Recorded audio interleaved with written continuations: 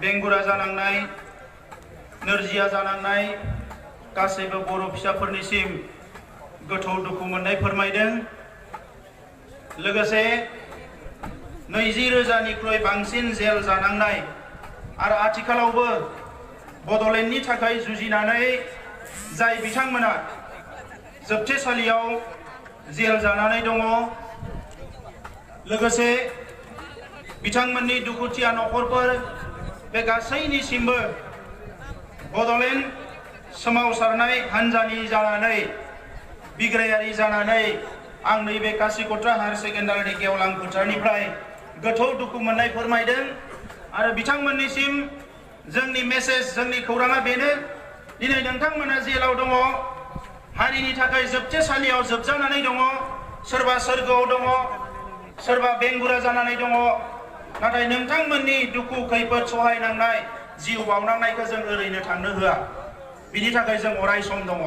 जोंनि स्पष्ट मेसेज बियो। मानगोनां रायजोफोर, नैबे समाव जोंहा एसे सिगाङाव राकेश बर' बिथाङा बुंलांबाय, बिथांनि बिबुंथिनि गेजेरजों जे जोंनि सोमावसारग्रा हान्जाफोरनि थांखिया मा आरो जोंनि साननाय हनाया मा सोलिदों। इलेक्शन जालांबाय, इलेक्शन जोबलांनाय लोगो लोगोनो साननैसो सम गभर्नमेन्ट गोदान दानायाव जोङो सिरि थाथ'नो गोनां जाबाय। बेजों लोगोसे हादोराव बायदिसिना जेंना सोमजिबाय, जाय जेंनाफोरखौ नेशनेल क्राइसिस होननानै बुङो, हादोरारि जेंना होननानै बुङो। बे जेंनाफ्राव हादोरनि नोगोरारि हिसाबै हादोरनि सरकारखौ मदद होनो गोनां जायो। आरो बिनि थाखायनो जोंखौ जाहाथे भारतनि मानसिफ्रा सेल्फिश होननानै बुङा, गावनिल' सानग्रा होननानै बुङा, दा बेनिखायनो हादोरनि माखासे जेंनाफोर फैयोब्ला जोङो सिरि थाथ'नो गोनां जायो, नायथ'नो गोनां जायो। थिग बेबायदिनो जोंबो दान्दिसे सम सिरि दङमोन। राजा लामायाव फैयाखैमोन, फोथाराव फैयाखैमोन, रेल लामायाव फैयाखैमोन, दिल्लीयाव जोङो रेलि खालामाखैमोन। नाथाय दैदेनगिरिफोरनि लेभेलाव खामानि मावनाया दान्दिसेबो सिरि थायाखै। बिसायख'थिनि समावबो जोङो सरकारनि मानसिफोरखौ नारसिननो गाराखै। बिसायख'थि जोबखांनायनि उनावबो दासिम जोङो दिल्लीयाव खनले खनले थांनानै माखासे अफिसारफोरजों, आसामनि अफिसारफोरजों, नखर बिफाननि अफिसारफोरजों जों जि प्रेसार होनांगौ बे प्रेसारखौ होगासिनो दङ। बेजों लोगोसे NFNS होननाय मोनसे आफाद दङ, नोंथांमोना बयबो मिथिगौ। भारतआव गासैबो रायजो बिग्रा, जिखिनि गोदान रायजो बिग्रा हान्जाफोर दङ, दोलोफोर दङ, जाथि माहारिफोर दङ, बे गासैनिबो रायजो बिग्रा हान्जाफोरा खौसेयै national federation for new state होननाय मोनसे आफाद दानानै लादों, जेराव बर'फोरनिफ्रायनो बांसिन गोख्रोङै जोङो बाहागो लादों। दुलाराय बर' फरायसा आफाद, people joint action committee, NDP progressive बयबो जोङो बाहागो लानानै नेशनेल लेभेलाव जोंनि डिमान्डखौ जेरैखि जाया दोनबाय थानो थाखाय जोङो खामानि मावदों। आरो बिनि थाखायनो गेजेराव टैप्रालेण्डआव, बिनि उनाव बिनि सिगाङाव दिफुआव आरो बावैसो दिल्लीयाव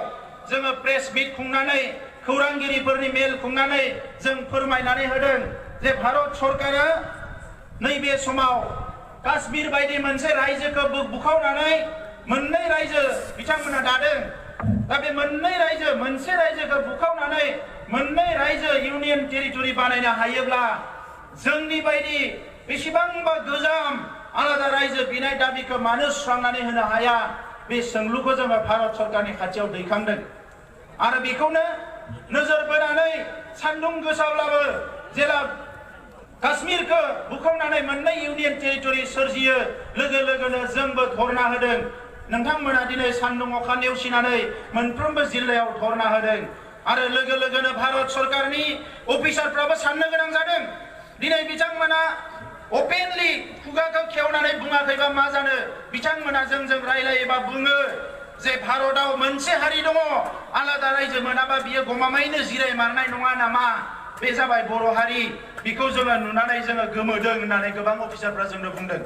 मानोना जों जिरायाखै, जों थाद'आखै। दिनै सोरबा सोरबा बुंनो नागिरो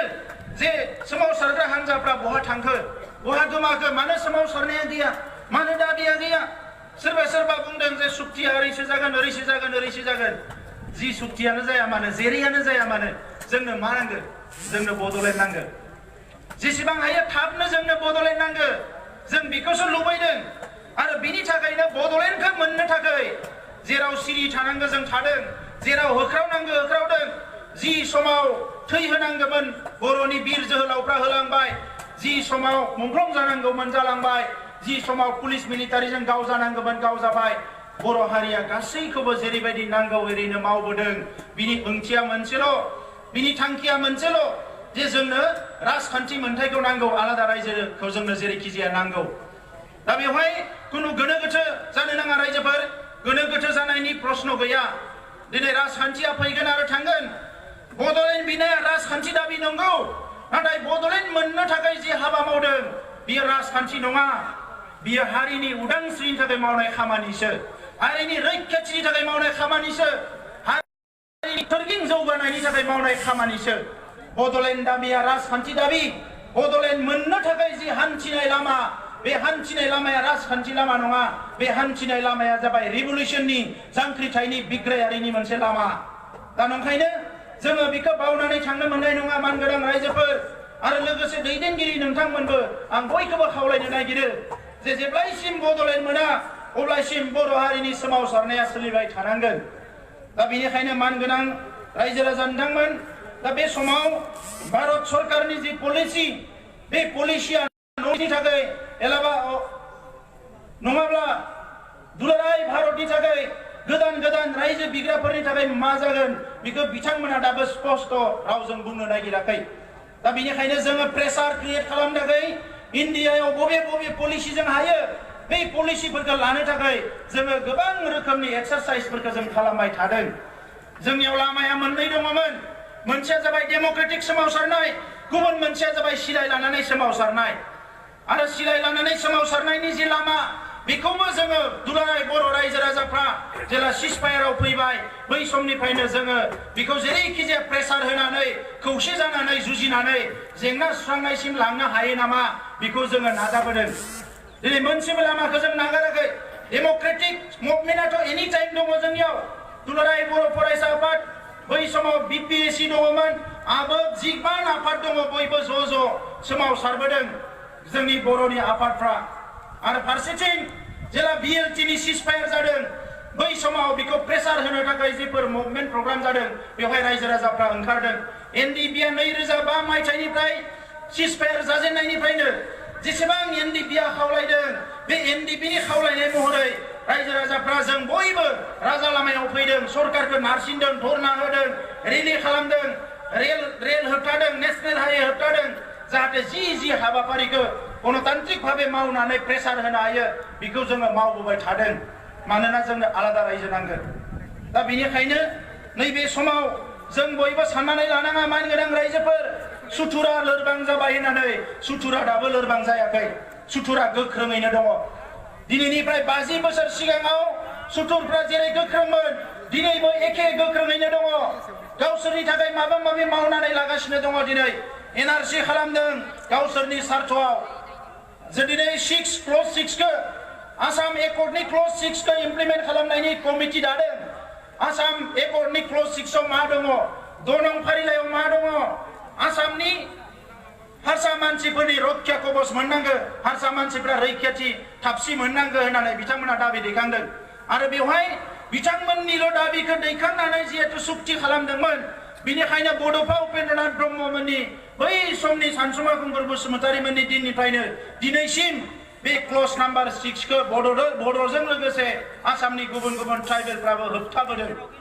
दा दिनै बिथांमोना मोनसेनि उनाव बबे मोनसेबा हाबाफोरखौ मावफुंनो हायाब्ला जायखौ मावनानै जोंखौ लोरबां खालामनो हायो आरो गावसोरखौ गोख्रों खालामनो हायो बे हाबाफारिफोरखौ बिथांमोना मावनो खाबु लाबाय थायो दिनै एनआरसिनि परिबेश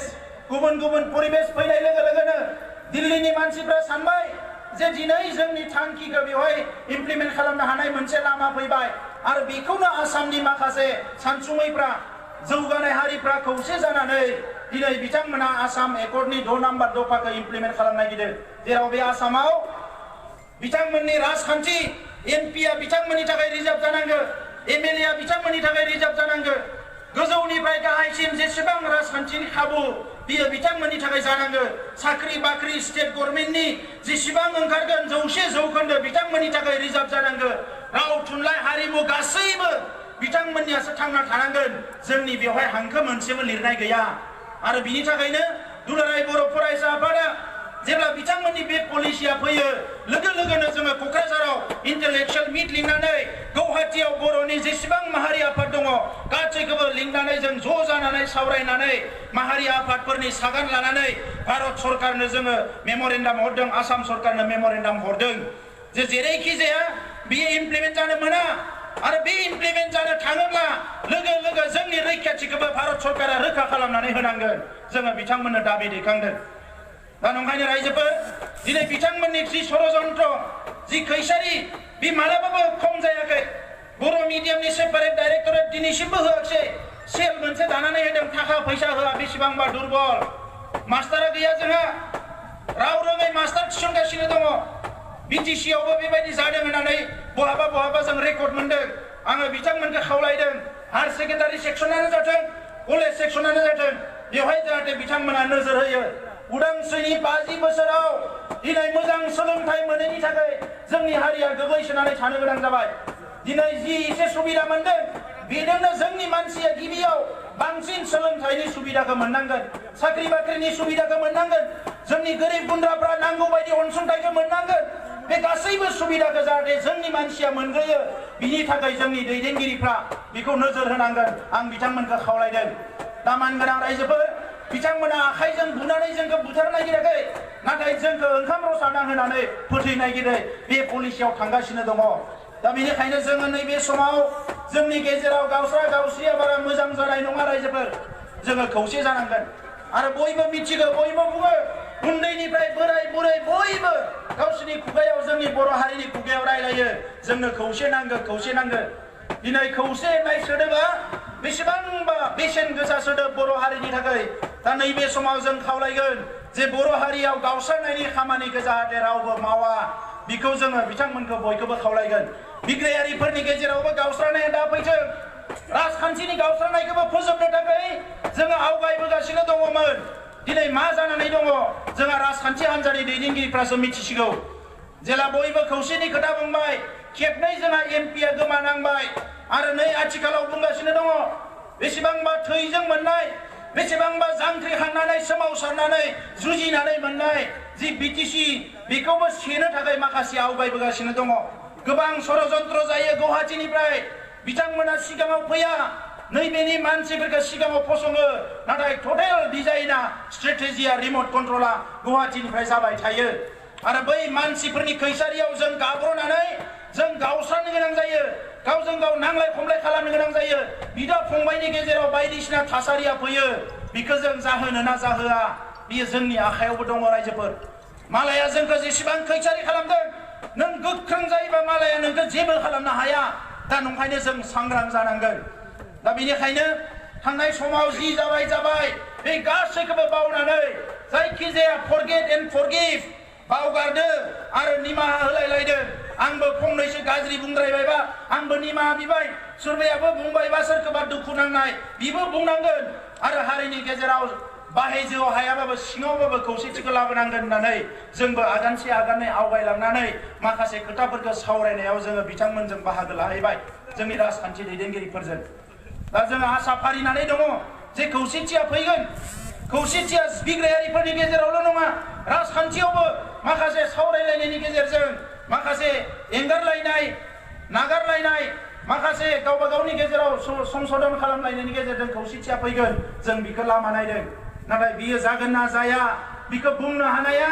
आंनि खुगायाव बा आंनि रावाव बा आंनि आफादनि गेजेरजों बुंजोबनो हानाय आंनियाव बेवहाय खुनु दायित्व गैया जों लुबैनोसो हायो जों हास्थायनोसो हायो जों खावलायनोसो हायो नाथाय मावनांगौआ सासे दैदेनगिरिनि बिबान जाहैबाय बयनिबो आखायावसो थाहैबाय बियो दा नंखायनो रायजोफोर दिनैनि समा जोबोद मोनसे गाज्रि सम हारिनि थाखाय बुंनो थाङोब्ला दिनै नंगौ नांलाय खमलाय बुथार गुलुंनाय बायदिसिना थासारि गैया नाथाय जिखौ नुदों जोङो सिङाव जोंनि सायाव खैसारिया बारानिफ्राय बारा जादों समाजारि थासारिखौ नायबा जोबोद दुखुनांथाव मोनसे समाव गुजरात हारियाना शिलंआव खैला जावनो थांदोंमोन जोङो बै समावनो जोबोद दुखु खालामोमोन नाथाय दिनै बर' सेंग्रा सिख्लाफ्रा ओरैबायदि गोदाव सोराव जाबाय ओरैबायदि दुखुनांथाव जाबाय दा बियो जोंनि थाखाय साननो गोनां जादों ओंखायनो दिनै सुबुं गौमानि गेजेरजों आङो रायजो राजा आइ आफाद नोंथांमोनखौ खावलायनो सानदों जोंनि गामिनि जि सिस्टेम गामिनि आफादफ्रा गोख्रों जानांसिगोन गामिनि समाजा गोख्रों जानांसिगोन आइजोआनो जाथों हौवाफ्रानो जाथों जोंनि समाजखौ जोङो रैखाथि होनांगोन दिनै टाउन सहराव ओंखारबोयोबा गावनि जायगानिफ्राय बाहेराव ओंखारबोयोबा जोंनि गथ'फ्रा जोंनि लाइमोनफ्रा गोबां समाव गावखौनो हमथानो हाया गावखौनो हमथानो रोङै बायदि आखल मोनसे सोमजिबोदों नोंथांमोना नुदों पेपार मिडियायाव WhatsAppआव फेसबुकआव सोरबा ओरै गोमाहैबायनो सोरबा ओरै थैबायनो बिराद बारानिफ्राय बारा जादों बे साननैसोआव दा नंखायनो रायजोफोर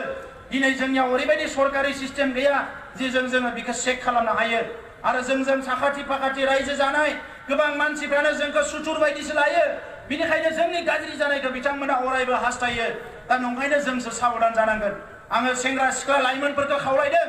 नोंथांमोनानो जोंनि हारिनि इयुन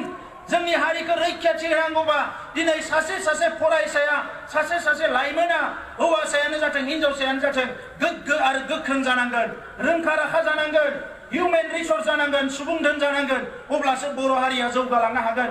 मोनसे समाव जौ जुवाजों जुजिबोबाय दिनै ड्राग्सनि खोथा फैदों दिनै चिरां जिल्लायावनो गोबां ड्राग्स जादों बे ड्राग्स जानायनि जि थासारि बे जोंनि थाखाय बिराद डेन्जार आरो बेवहाय माखासे हानजा माने माखासे जि मा होनो बेखौ गाज्रि सुबुंफ्रा दिनै सिङाव गोबां खामानि मावदों जोंनि हारिखौ मोजां मोनै सुबुंफ्रा बोरैहाय जोंनि ओनसोलफ्राव ड्राग्स होनानै गाज्रि मुवा बेसाद होनानै जोंनि हारिखौ थेर बेथेर खालामनो हायो बे खैसारियाव बिथांमोना हाबबोदों ओंखायनो जाहाथे जोंनि मानसिफ्रा सामोल जायो सांग्रां जायो आं नोंथांमोनखौ खावलायबाय दा मानगोनां रायजोफोर सोमावसारनाया जादों सोमावसारनाया जाबोदों सोमावसारनाया जाबाय थागोन जेब्लायसिम आलादा रायजोआ जाया सोमावसारनाया जाबाय थागोन बेवहाय खुनु माने गोनो गोथो थानो नाङा दिनै सरकारजों रायलायनायाव बिथांमोना गोबां गोनो गोथो खोथाफोरखौ बुङो जोङो सोमावसारगिरिफ्रा बिग्राफ्रा नाथाय गोनो गोथो जानो मोननाय नङा जोङो गोनो गोथो जानो मोननाय नङा सोरबा बुंदों जों सुक्ति खालामगोन माबा खालामगोन बायदिसिना बे सुक्ति बायदिसिनाफ्रा जेरैबायदि सरकारा लुबैदों मालायफ्रा जेरैबायदि लुबैदों बेबायदि खालामनांगौबा मालाबानो खनले जालाङो नाथाय बेफोरखौ जों खालामनो हाया रायजोफोर BSc मोनखांनायनि उनाव BTC मोनखांनायनि उनाव दायो माबा मोनसे मोननांगौब्ला जोङो मोनसे मोजां बेबस्था मोननांगोन जायजोंनिखि फैगौ 100 बोसोर बर'फ्रा जाहाथे सिरि गोजोनै आलो गोजोनै रायजो जानो हायो जोंनि मावनांगौ खामानिफोरखौ दोनथ'आजासे मावलांनो हायो गेलेनाय बिथिङावनो जाथों हारिमु बिथिङावनो जाथों आबाद बिथिङावनो जाथों रांखान्थियावनो जाथों सोलोंथायावनो जाथों गुबुन खामानिफोरखौ जाहाथे जोङो गोसो होसारनानै उदाङै मावनो हायो बेबायदि मोनसे बेबस्था रांखान्थिनि बिथिङाव होन राजखान्थिनि बिथिङाव होन गासैबो संबिधानिक आयेनगत बिथिङाव होन बेबायदि मोनसे बेबस्था मोनबासो जोङो गनायनानै लानो हागोन दा बेनिखायनो सरकारखौ जोङो अराय सम बे प्रेसारखौ होनो हानांगोन जे जेरैखि जाया बिथांमोना जाहाथे दोरद बे जोंखौ बेबायदि मा होनो थांखिनिफ्राय दोरद होनो हाया आरो जोंनि थांखिखौ सुफुंनायाव बिथांमोना खामानि मावनो बाध्य जायो बिनि थाखाय जों प्रेसारखौ होबाय थानांगोन दा नंखायनो रायजोफोर आं बे समाव गोबां खोथा बुंनो सानाखिसै बोथोराबो जोंजों एसे मदद होबाय नोंथांमोना दिनै लैहोर फैनानै भारत सरकारनो जों जि मेसेज होनो नागिरदों गोबाङानो बुंदों बावैसो NRCनि रिजाल्ट होबाय ओरै जाबाय सोमावसारनायनि हाबाफारिखौ लाथ'वाबा मोजां जागोन नामा ओरै जागोन जों बुंदों नङा सोमावसारनायनि बेनो सम दिनै भारत सरकारा जम्मु काश्मीराव जुदि बिथांमोना गाज्रि थासारियावनो मोननै इउनिट टेरिटरि सृष्टि खालामनो हायोबा मोजां थासारियाव जोंनो मानो सोरजिनानै होनो हाया दा नंखायनो गांदों जों उखैदों जों दुखु जालायाव गोग्लैदों जों गासैबो जेंनायाव दङबा जोंनि हा हुआ रैखाथि गैया दिनै जों मानो सोमावसारनाङा जों मानो बिनाङा जों मानो आन्दोलन खालामनाङा जों मानो दाबि दैखांनाङा बिनि थाखाय खुनु सम तारिख गैया जों आवगायलांनांगोन दा बेनिखायनो दिनै बेवहाय सुबुं गौमा जाबाय आरोबाव सुबुं गौमा जाबावगोन बिनि उनाव दिल्लीयावबो अल इन्डियानि रायजो बिग्राफोरनि माखासे सेमिनार आरो आन्दोलनफोर दङ बेजों जोङो गभर्नमेन्टखौ प्रेसार होनो थाखाय जों खामानि मावलांबाय थागोन दिनै गोबाङानो सोंदों जे नोंसोरनि दाबिजों जे नोंसोरनि दाबिजों हिरा सरनिया गाज्रि मोनगोन नामा बर'फ्रा गाज्रि मोनगोन नामा आं खौरांगिरिफोरनि सिगाङाव बुंदों सोरबाया बुजि मोनै मानसिया गाज्रिबो मोनगोन दुखुबो मोनगोन नाथाय जेला बुजिगोन बिथांमोनाबो बेखौनो जों मानिनानै लागोन बिथांमोना दिनै वान साइडेडल' सानदों बेनिखायनो नुबाय दाख्लै बावै पस्टेल डिपार्टमेन्टआ मायबा मोनसे गोरोन्थि खालामदों बेवहायबो बर'फोरखौसो रायो माने ओरैबायदि जोंखौ ओरैबायदि सिं गोरबोआव बिथांमोना सुथुर खालामनानै लाबाय लामाल' नांगौ रायनो बर'फोरखौ दा बिखौ मालाय जों बोरै फाहामनो हानो नङा होमबा बिनिथ' मुलिया जोंनियाव गैयाना नों गोसो जानानै सोरखौबा गाज्रि मोनबायबा बिखौ मा होननानै जों फाहामहैलायखो जुदि बियो बुजियैबा जों बिखौ बुजायनो हायो नाथाय बुजिनानैनो गाज्रि मोननायखौथ' जों बुजायनो हाया আমি ভারত সরকার আর অসম সরকারক এইটোৱে আহ্বান জনাব বিচাৰিছো যে যি জাষ্টিস আপোনালোকে ডিলে কৰি আছে এই জাষ্টিসটো অতি শীঘ্ৰে দিব লাগে নহলে যি দোষ এই অঞ্চলৰ ৰাইজে যে আগুৱাই যাব পৰা নাই উন্নয়ন আৰু নিৰাপত্তা পোৱা নাই ইয়াৰ কাৰণে দোষী কিন্তু আপোনালোকে হ'ব তেলেঙ্গানা গঠন কৰাৰ পিছত ভাৰতৰ নতুন ৰাজ্য বা ইউনিয়ন টেৰিটৰি সৃষ্টি হ'ব এই কথাটো আমি মানে এই সময়ত সরকারের কথাটো চাই পেলাই আমি আশা কৰা নাছিলো এই সময়ত সরকারে কলে যে তেলেঙ্গানা এটা পার্টিকুলার একটা সিচুয়েশনের কারণে আমি গঠন করা হল ভারতত যেতিয়া নতুন পলিসি হ'ব তেতিয়া আপোনালোকে ৰাইজ পাব আপোনালোকৰ সমস্যা সমাধান হ'ব আমি বাদ চাই থাকিলো আমি আশা কৰিলো আমি ভাবিলো যে আমার যেটো জাস্টিস আমার যেটো ন্যায় এটো কেতিয়াও ডিনাই নহব আমি বঞ্চিত নহম আজি নহয় কালি আমি ন্যায় পাম আমি সাংবিধানিক ন্যায় পাম আইনগত ন্যায় পাম ঐতিহাসিক ন্যায় আমি পাম সামাজিক ন্যায় পাম সাংস্কৃতিক আৰু ভাষাৰ ন্যায় পাম অৰ্থনৈতিক ন্যায় আমি পাম শিক্ষাৰ অধিকাৰৰ ন্যায় আমি পাম এইটো আমি আশা কৰি থাকিলো কিন্তু এই সময়ত ভাৰত চৰকাৰে এটা ডাঙৰ সিদ্ধান্ত ললে যে জম্মু কাশ্মীৰৰ নিচিনা এখন ৰাজ্যক দ্বিখণ্ডিত কৰি পেলাই দুটা ইউনিয়ন টেৰিটৰি গঠন কৰিলে আমি সকলো আচৰিত হলো আজি ভাৰতৰ সংবিধানৰ এই ব্যৱস্থা আছে তেখেতসকলে আৰ্টিকল 371 টো আজি ব্যৱহাৰ কৰি পেলাই ৰাষ্ট্ৰপতিৰ দ্বাৰা তেখেতসকলে সকলো ক্ষমতা ব্যৱহাৰ কৰি এটা দুটা ইউনিয়ন টেৰিটৰি সৃষ্টি কৰি দিলে আমি সেইটো ওয়েলকাম কৰিছো আমি এই কাৰণে ওয়েলকাম কৰিছো ভাৰতৰ গৃহমন্ত্ৰী ডাঙৰীয়াই তেখেতে নিজে পাৰ্লিমেণ্টত কৈছে আমি দুটা কাৰণত জম্মু কাশ্মীৰ ৰাজ্যটোত দ্বিখণ্ডিত কৰি দুটা ইউনিয়ন টেৰিটৰি বনাইছো এটা হল সন্ত্ৰাসবাদী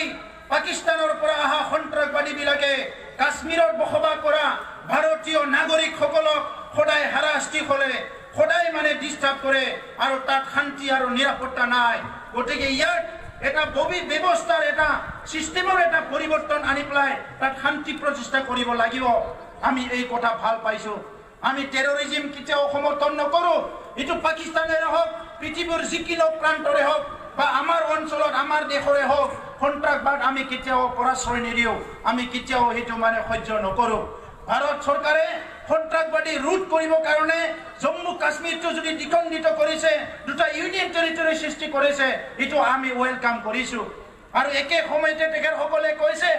যে ভাৰত চৰকাৰে আবণ্টন কৰা যিবিলাক ধন যিবিলাক উন্নয়ন পুঁজি যিবিলাক ভাল ভাল স্কিম এইবিলাক কাশ্মীৰী নাগৰিকসকললৈ গৈ নাপায় আধা বাটতে কোনোবা ৰাজনৈতিক নেতাবিলাকে কোনোবা দল পাৰ্টিয়ে কোনোবা ব্যক্তিয়ে খাই পেলাই শেষ কৰে আৰু কাশ্মীৰ লাডাখত সঁচা অৰ্থত উন্নয়ন হোৱা নাই স্বাধীনতাৰ ৭২ বছৰত এই কাৰণে আজি লাডাখটো ইউনিয়ন টেৰিটৰি গঠন কৰি পেলাই তেখেতসকলে তাক উন্নয়ন আনিম বুলি পেলাই আজি ভাৰতৰ গৃহমন্ত্ৰী ডাঙৰীয়াই পাৰ্লিমেণ্টত কৈছে আমি ভাল পাইছো কথাটো যদি তেনেকুৱাই হয় আজি আমাৰ ক্ষেত্ৰত কি হ'ব বদলেন যি আন্দোলন এটো ভাৰতৰ সবচেয়ে পুৰণা এটা আন্দোলন কাৰণ তেলেঙ্গানা যি ৰাজ্য গঠন কৰা হল এই তেলেঙ্গানা 1967 পৰাহে এই সংগ্ৰাম আৰম্ভ হৈছে আৰু বদলেন আন্দোলন 69 পৰাই আৰম্ভ হৈছে কিন্তু বদলেন আন্দোলন ইয়াতকে আগত 1967 পৰাহে পিটিচিয়ে উদ্যাচল দাবী কৰাৰ পৰাই ৰাজনৈতিক সংগ্ৰাম আৰম্ভ হৈছে আমি ইমান দিনে বাদ চালো ইমান দিনে সংগ্ৰাম কৰিলো ৫,০০০তকৈ অধিক নিৰীহ মানুহ শহীদ হৈ গ'ল ২০,০০০তকৈ অধিক জেলত যাব লগা হল হাজাৰ হাজাৰ সম্পত্তি ঘৰ বাৰী জ্বলি গ'ল, বহুত মানুহ পংগু হৈ গ'ল নিজৰ দেশত নিজৰ সাংবিধানিক অধিকাৰ সাব্যস্ত কৰাৰ নামত, কিন্তু এতিয়ালৈকে আমি ন্যায় পাবলৈ সক্ষম নহ'ল। আজি ভাৰত চৰকাৰে আমাৰ চকুৰ আগতে উত্তৰাখণ্ড, ঝাৰখণ্ড, ছত্তীশগড় ৰাজ্য গঠন কৰি দিলে, আমাৰ চকুৰ আগতে তেখেতসকলে তেলেংগানা সৃষ্টি কৰি দিলে, আৰু আমাৰ চকুৰ আগতে নিবিচাৰিলেও আজি কাশ্মীৰটো দুখণ্ডিত কৰি দুটা ইউনিয়ন টেৰিটৰী গঠন কৰি দিলে, আৰু আমি 50 বছৰ চিঞৰি থাকিলো আজিলৈকে আমাক জাষ্টিছ দিয়া নহ'ল, ন্যায় দিয়া নহ'ল। কি কাৰণত? আমি কি দোষ কৰিলো? আমি ভাৰতৰ নাগৰিক হয় নে নহয়? ভাৰতৰ সংবিধানটো আমাৰ কাৰণে প্ৰযোজ্য হয় না নহয়? আৰ্টিকল 2 আৰু 3 স্পিৰিটটো কি? ইয়াৰ উদ্দেশ্যটো কি? ভাৰতৰ সংবিধানৰ আৰ্টিকল 2 আৰু 3 আমি কি বিচাৰিছো? আমি শান্তি বিচাৰিছো, আমি সমাধান বিচাৰিছো, আমি নিৰাপত্তা বিচাৰিছো, আমি উন্নয়ন বিচাৰিছো। আজি ভাৰতৰ এছাম, অসমৰ এছাম উন্নত জনগোষ্ঠীবিলাকে আজিও কৈছে আমি সুৰক্ষিত নহয়, আমাক ৰক্ষা কবচ লাগে, আমাক নিৰাপত্তা লাগে, আমাক সংবিধানৰ অমুক ব্যৱস্থা লাগে, তুমুক ব্যৱস্থা লাগে। আৰু তেখেতসকলৰ কাৰণে আপোনালোকে বহুত কিবা কিবি কৰিবলৈ চিন্তা কৰি থাকে, কিন্তু যিসকলে স্বাধীনতাৰ 50-70 বছৰ 75 বছৰত আজি বিভিন্ন অধিকাৰৰ বঞ্চিত হৈ ৰ'ল, আজিও সঠিক সঁচা অৰ্থৰ শিক্ষাৰ অধিকাৰ পাবলৈ সক্ষম নহ'ল, ভাষা সংস্কৃতিৰ অধিকাৰ পাবলৈ সক্ষম নহ'ল, আজি যিসকলে আজিলৈকে ভূমিৰ নিৰাপত্তা পাবলৈ সক্ষম নহ'ল, সেইসকলৰ কথা চিন্তা নকৰিলে, যিসকলে আজি অৰ্থনৈতিক মানে যিটো অধিকাৰ পাব লাগে সেই পাবলৈ সক্ষম নহ'ল, এই কথা কিন্তু চিন্তা কৰা নহ'লে। তো এই কাৰণে আজি এটা সোণালী সুযোগ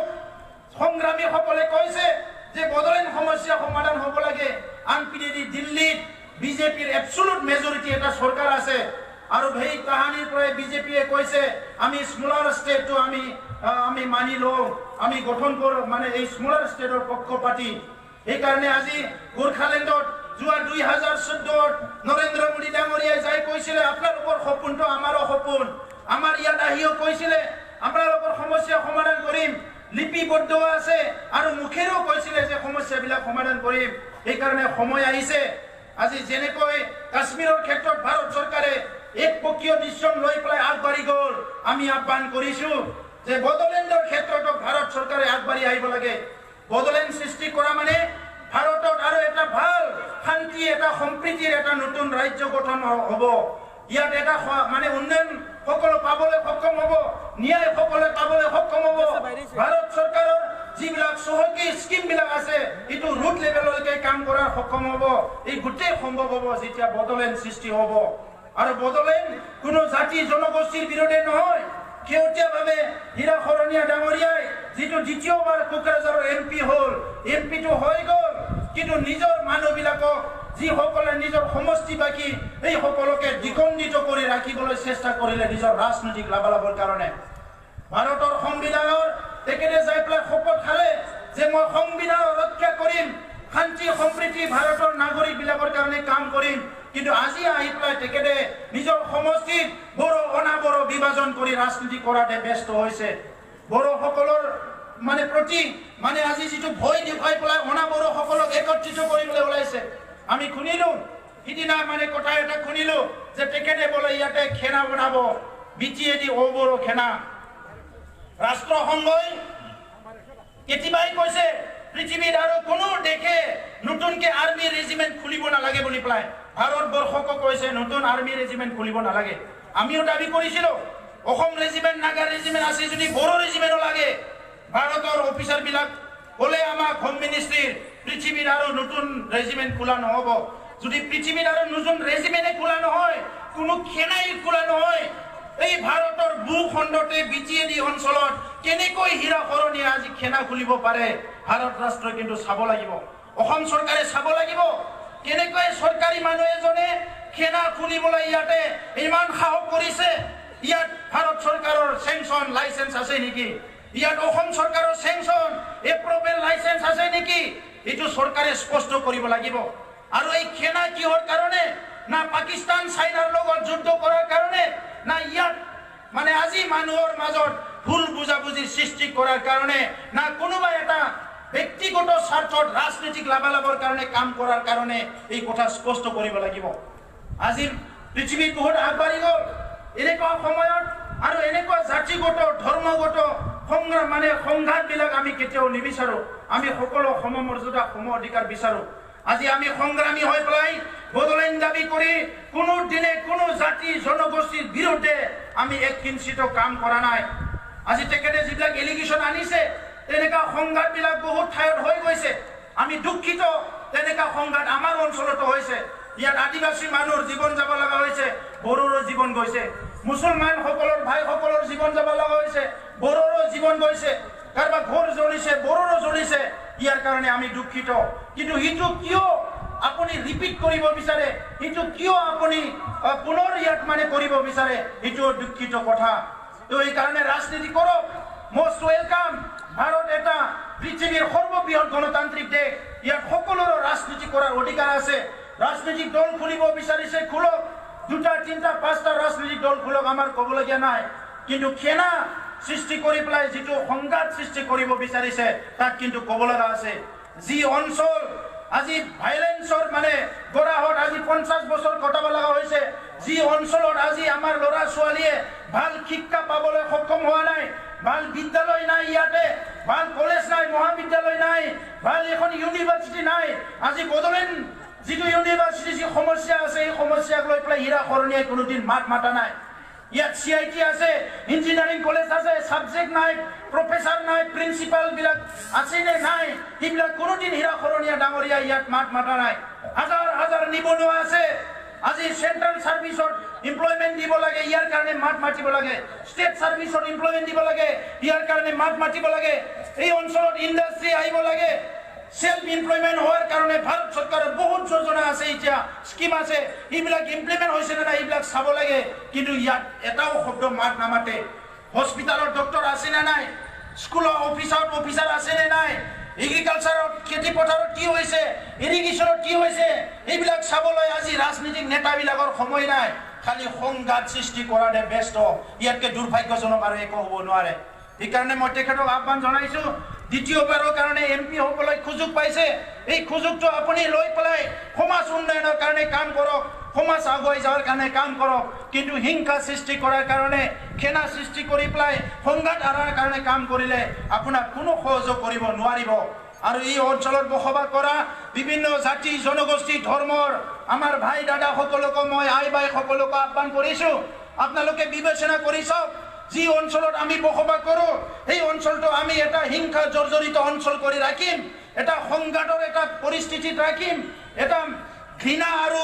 মানে এটা ঘৃণাৰ মাজত আমি ৰাখিম না আমি এটা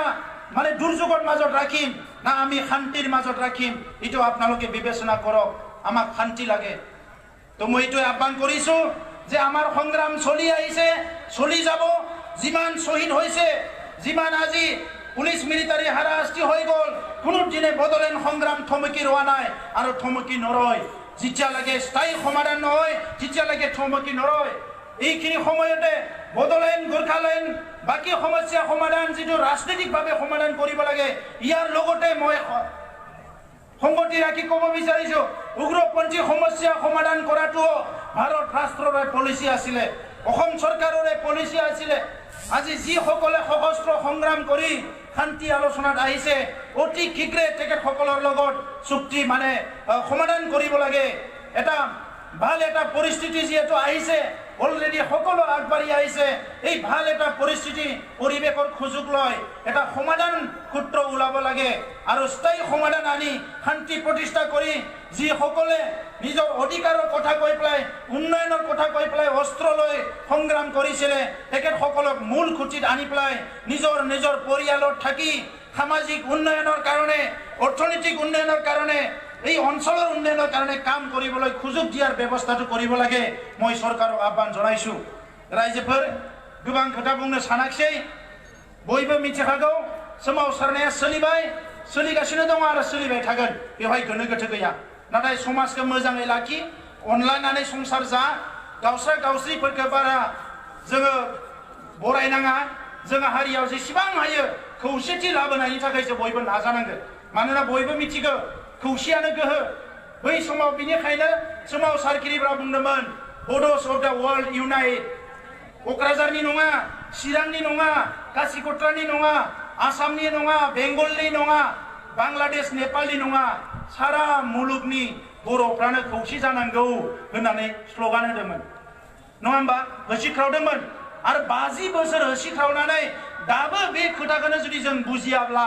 बिनिख्रुइ दुखुनांथाव आरो जेबो थानाय नङा दा नंखायनो बयबो जाहाथे जों खौसेखौसो बरायगोन गोनो गोथो जानो नाङा आरो मालाया बुंनाय बायदि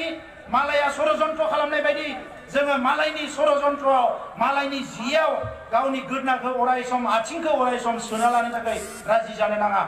हारिया थांनांगौबा जों हारसिङैनो थानांगोन हारसिङैनो नाजानांगोन मानोना नोंनि दुखु नोंनि खैफोदाव आय' होनफायग्रा बे मुलुगाव बारा दायो नुनो गैया ओंखायनो दिनै गावजों गाव अनलायनांगोन सोर ओंखाम मोनजादों सोर ओंखाम मोनजायाखै सोर गथ'फोरखौ लेखा फरायहोनो हादों हायाखै मा जेंना दङ गैया गावजों गाव बिदा फंबायनि गेजेराव नायलायलायनांगोन खौरां लानांगोन रायलायलायनांगोन मालाया मा बुङो बुङा बुंबाय थागोन बियो जों जेला जौगालांगोन जोंनिया लेखा फरायनाया जेला बांगोन डाक्टार इन्जिनियार आइएस अफिसारा बांगोन रां रुफा गोनां मानसिया बांगोन गिदिर गिदिर राजखान्थिनि नेता ओंखारगोन अब्ला मालाया जोंनो ओरैनो लामा हगारना होनो गोनां जागोन दा नंखायनो आं बेखिनि खोथाखौ बुंबाय बयनिसिमबो दिनै बेवहाय लैहोर लैहोर बाहागो लाफैनानै सुबुं गौमाखौ जाफुंसार होनायजों लोगोसे भारत सरकार आरो आसाम सरकारनो गोख्रों खौरां हरनो हानायनि थाखाय बयनोबो रोजा रोजा साबायखर बावनानै आंनि बुंनायखौ फोजोबबाय जय बर' हारिनि जय बर' हारिनि जय बर' हारिनि जोंनो नांगौ बड'लेण्ड जोंनो नांगौ बड'लेण्ड जोंनो नांगौ बड'लेण्ड बड'लेण्ड मोनाब्ला जों जिराया बड'लेण्ड मोनाब्ला जों जिराया बड'लेण्ड मोनाब्ला जों जिराया जय बर' हारिनि जय बर' हारिनि गोजोनथों दुलाराय बर' फरायसा आफादनि